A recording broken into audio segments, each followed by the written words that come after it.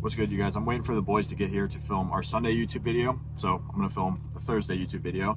And something that's top of mind right now are the two reasons why people do not make it in high ticket sales. If you want to call it remote closing, remote setting, high ticket sales, 1099, remote contracted sales, whatever, it doesn't matter. That's what I'm talking about.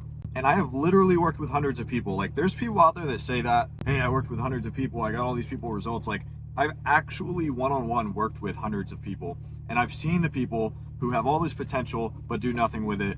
And I've seen the people who don't have that much potential but go on to make dream income, like $10, $20, $30,000 per month.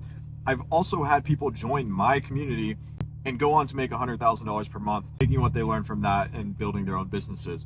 By the way, guys, if this is your first time seeing one of my videos or one of the first videos of mine that you've seen, if you listen to anything that I say, listen to this, because this is real. Like, this is from the trenches, working with all these people. I am reporting to you live in this YouTube video on what so many people are messing up. If you don't listen to anything else I say, listen to this video, please. After 3 years of working with people intimately on pursuing this, these are the two things that most people mess up that are detrimental to their success. Number one, they accept opportunities because of hopeful projections, not past data. In the high ticket space, there is so much noise. There's so many people that don't know what the hell they're doing. If you want to play Russian roulette with your time and your sales ability, join a sales team based on what they say they're about to do. If you want to get in somewhere that you know is proven, that you know the outcome being advertised is actually achievable and being achieved right now, you need to get the data around the sales team in the company. As a closer, there's like 6 things. As a setter, there's 7. But here's the main ones. Company revenue over different periods of time.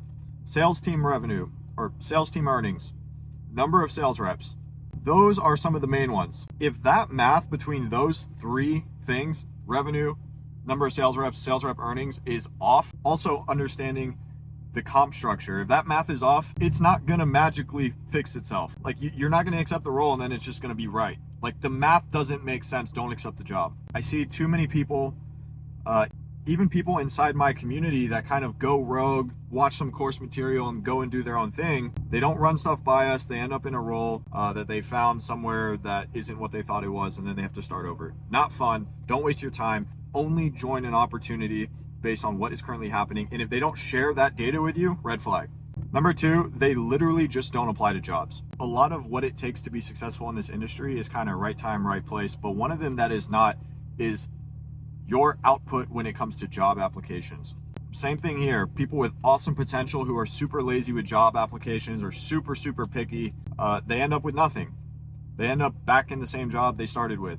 I have seen some rather questionable candidates blow everybody else out of the water when it comes to volume of applications, and then they go on and make 5K, 10K, 15K per month.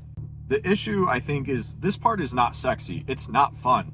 Submitting resumes, submitting Loom videos, going through the interview process. But it's a muscle that you build, just like when you go to the gym. A lot of the highest performers can't stand doing applications. And it's funny because the people who are usually less qualified don't overthink it. They just send all these applications and they usually end up in the roles that the qualified people should be ending up in because they don't overthink it.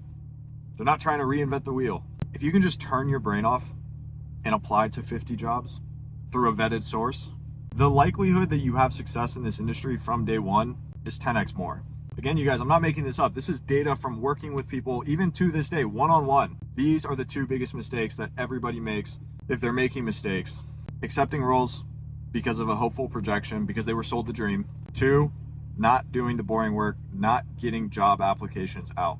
If you can get the volume of job applications out that would make it unreasonable for you not to have opportunity, and you vet that opportunity based on what is currently happening there, I should have flip-flopped these, you're probably gonna have a good experience. And if you don't do those 2 things, you might not have a good experience. If you want help doing those 2 things, first link in the description, the Serial Sales Community. I've been running it for 3 years now. There's a lot of heavy lifting here. It's easier if you have someone to help see you through that, to help vet the opportunities, and to get the opportunities in front of you in the first place. That's our bread and butter, man. First link in the description. Thank you for watching.